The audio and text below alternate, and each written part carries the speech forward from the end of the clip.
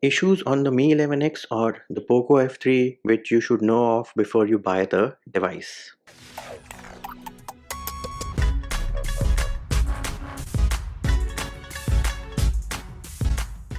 Hey peeps, what's up? Punchy here, back with another video. And in this video, we're going to talk about the issues which are present on the Poco F3 or the Xiaomi Mi 11X, which you should know of before you buy the device. Now, do note, I have the Poco F3. This is the global version, and the same device is sold as Redmi K40 in China and the Mi 11X in India. The only major difference between the Mi 11X and the Poco F3 is that, for starters, Mi 11X does not have NFC, and then the Mi 11X comes with MIUI launcher, whereas this one over here, the Poco F3, comes with the ever so famous Poco launcher. Now, before we get down to business, a lot of you will be like, hey Manchi, you're nitpicking the issues. Well, here's the thing. I am telling you all the issues which I see, and I have to tell it from a point of view of a majority of audience, right? So, based on these issues, you may want to buy the phone, you may not want to buy the phone, you may have a problem with the issue, you may not have a problem with the issue. That is something which you need to decide. As a reviewer, as a YouTuber, it is my responsibility to tell you about all the issues. Whether it is an issue for you on a personal basis or not, that is something which you need to decide, and that is something which is a personal decision. The first issue I would like to talk about is the issue with the proximity sensor. So here we have an application called Device Info Hardware, but before that, let me show you what these devices are. So this here is the Poco F3 on the right hand side. You can call it Mi 11X as well, same devices. On the left you have the Redmi K20 Pro. Both of them are running MIUI 12. One is Android 10, the other is Android 11. So we have this application called Device Info Hardware installed on both the devices, and we are on the sensors tab. Let us go into proximity test on both, right? Place my hand near the proximity sensor. There it is, 0 centimeter, works like a boss, no issues at all. On this guy, no change, no change, no change at all. If I bring my phone closer to the screen, you will see the proximity sensor blink as well. Whereas on the Poco F3 or the Mi 11X, nothing blinks. What you're seeing blinking in the middle of the screen is my recording equipment's laser autofocus. So it's not that Xiaomi placed a proximity sensor in the middle of the screen. Now, what is the root cause? Nobody knows the root cause. Some people say they are using ultrasonic, some people say they're using accelerometer. I don't know what they're using, but if you like tilt your phone a little, bring your hand close, there it is. You can see it moved to 0 centimeter, 0 centimeter, 5. Try it again, there. So I have had instances wherein I am taking a call and the phone is near my ear, but the screen is not turning off. You end up hanging up, pressing buttons with your cheeks, right? So what is the fix I have come up with? When you're taking a call, your phone is near your ear, try to twist it a little. Give it a little twist. The screen will definitely turn off, but that doesn't mean that this is not an issue which an end user should not be aware of. Xiaomi does need to fix this. The next major issue you have on the Poco F3 or the Xiaomi Mi 11X, whatever you want to call it, is with the DisplayMate rated A+ display. For starters, at brightness below 25%, you have tint issues. Now, some of you will say that you are exaggerating the issue. Well, for some people, it is an issue and it is something which is worth mentioning. We do have a separate video about the tint issue, so make sure you do check that out.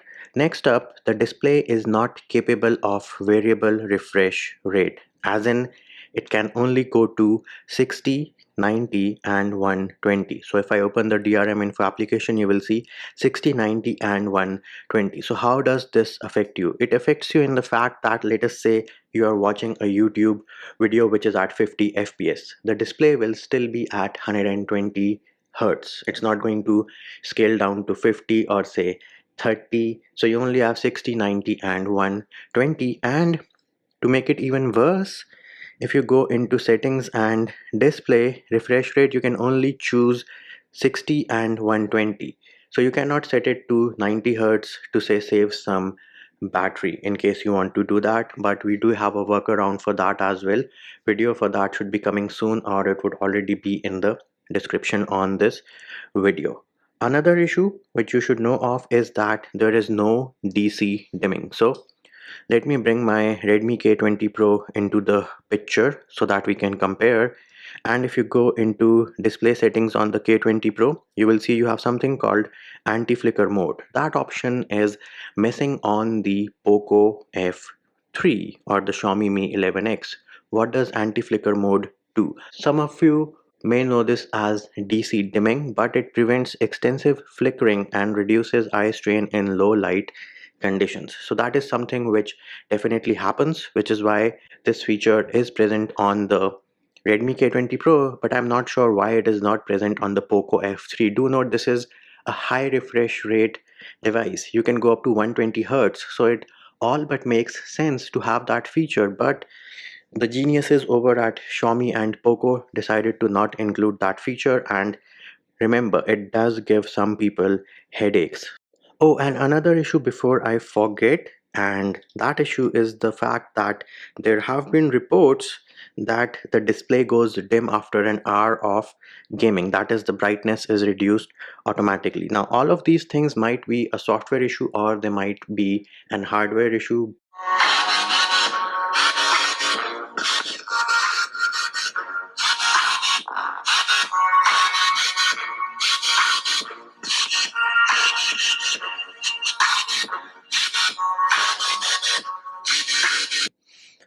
So that right there was a speaker test for you peeps, and of course thanks to 1261 clan for the no copyright music. Now this is where I have another issue with this device. One, the speakers are okay. They call them stereo speakers. You do get the stereo effect, but me personally, I can clearly make out that the speaker on the right hand side or near the USB port has more volume. It might just be me, but I can clearly make it out. So I would give, say, 65 to this one and 35% coming out from the top speaker. The other issue I have is that bass. It's like I don't expect like subwoofer kind of bass from a smartphone, but I do expect some balanced sound. Any song with some good, decent bass sounds like crappy on this device is what I should say. And the last thing which I would like to cover in this video is the software part. So all of you know that MIUI is not like super great, but this phone goes bonkers if the battery is below 20%. I mean, the phone doesn't know what to do if the battery is below 20% and battery saver is not on. The UI goes laggy, everything goes laggy, and even in normal day-to-day usage, you will notice some frame drops and some stutters when you're going through your Twitter feed, or if you're going through your Google feed, you will notice the stutters, and it is disappointing. Why? Because you have a high refresh rate display. You're selling it as a 120 hertz display, right? So you should not have all those issues which you see on MIUI.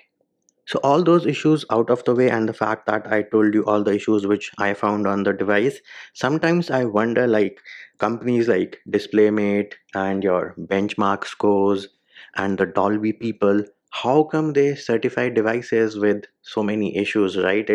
It's like they got a different device, like a grade unit or a A plus plus grade unit, and we as the consumer, we got something like a B grade or a C grade unit. It's so funny. I mean, I'm super stoked and super surprised because they brag about their DisplayMate rating, their Dolby stuff, and the funny part is when the phone was first released, it did not even have Dolby. They had to add it through an update. So I wonder how Dolby certified it, or were they testing pre-production units which are marked as top of the line, top-notch hardware, everything is perfect. And when it comes to the end user who is like paying you, who is the one who is responsible for giving you profits, they get a degraded product. Super, super, super disappointing in my opinion. And that will do it for this video. Hope my video helped you. Likes, shares, and subscribes are appreciated. Feedback and comment more than welcome. See you when I see you.